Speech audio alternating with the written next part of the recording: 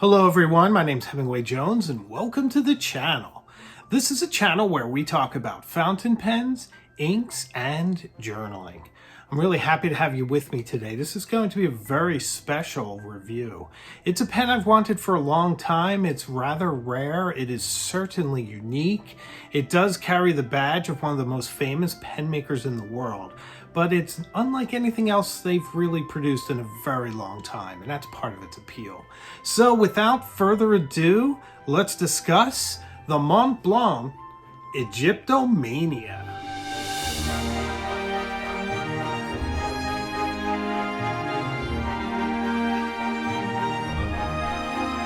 So around 100 years ago, at the beginning of the 1920s, there were quite a bit of discoveries done in Egypt.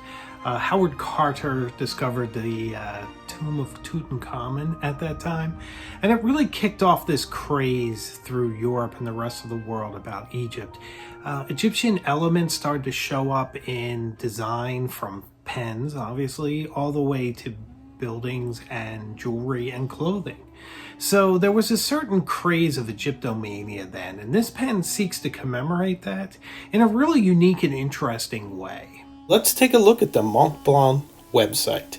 You can see it only comes in two nibs, a medium or a fine, which is a bit of a disappointment. It'd be nice to have it in a broad or even a calligraphy nib. It retails for $955, which is quite a sum, but a very nice pen.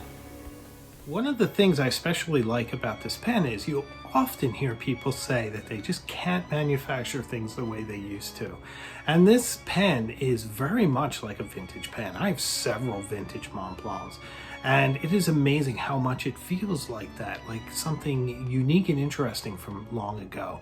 Now, where you really feel that is in the nib, because it does have a very soft, I won't call it flex, although it is a flexible nib, but it's not designed for thin to fat lines as much as it is designed for expressive writing and a very soft feel while you write. It is pretty amazing, pretty fun to use, and it really feels like one of my vintage pens. So what we have here for a basic design is an octagonal pen made out of precious resin with a piston fill, which is what I prefer, so I'm very pleased about that.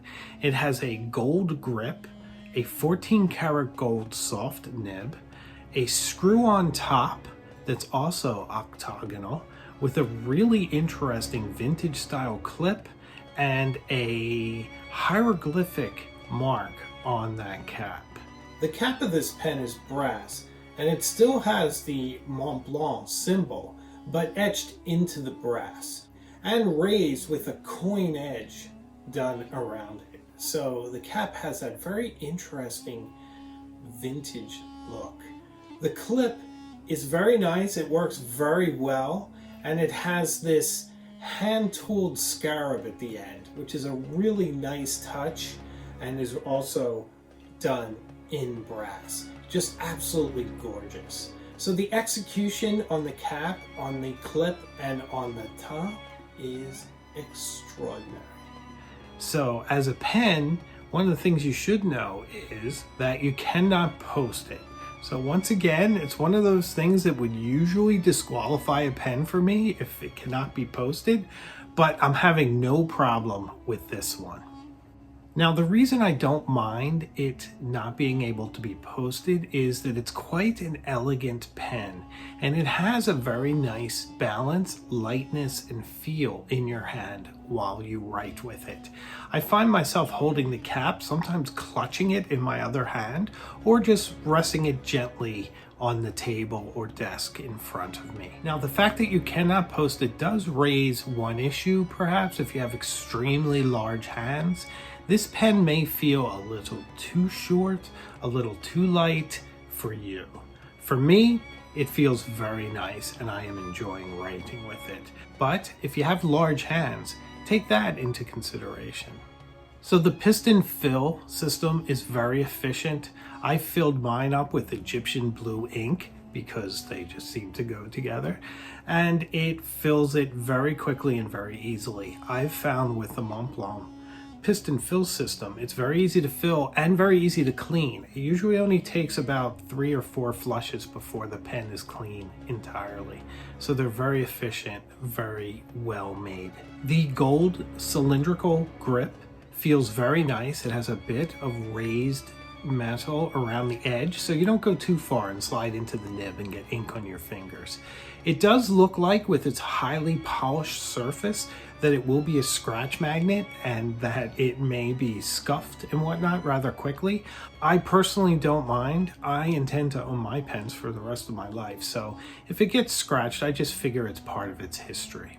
The black precious resin is similar to other Montblanc pens. If you have a 149 or a 146, it feels very similar. It has that same warm characteristic in your hand that the more you use it, the more it feels warm rather than clammy the way a plastic pen becomes after using it for some time. So the 14 karat gold nib is very soft and it feels wonderful to write with. It's also incredibly smooth. I have it in a medium and it just glides across the paper. On top of that, it is probably the most beautiful nib because the sacred scarab that is embossed onto the nib is just beautiful. The detail is amazing and it looks incredible, especially underneath a loop. There's also a triangular breather hole, which Montblanc credits for the soft writing experience. It's also a rather short nib. It's not one of the oversized ones like you'd expect in a 149. So it is very similar to something like vintage Montblanc, like a 264, which I quite like. So I'm very, very pleased with the nib. So this is a very expensive pen at $955 retail. But Montblanc pens in general are actually pretty pricey. A 149 is around $925, and most of their special edition pens are in the thousands. So you are getting a very special and a special edition pen for about the price of a production 149. So that is one benefit of this pen, if you're looking for reasons to rationalize why you just spent almost $1,000 for a pen. The other thing is, as any Montblanc owner will tell you, it's just how it is. If you want the pen and you want the experience of writing with it, that's the price for entry. It's just how it is. So let's run through some of the pros and cons of this pen. I mean, the biggest pro is that there's nothing else like it out there. It is a very distinctive styling. It is an incredible writer. It has beautiful decorative features and it performs wonderfully. So it is just a really interesting pen that's a lot of fun to write with. The piston filling mechanism is fantastic. The nib itself is absolutely beautiful.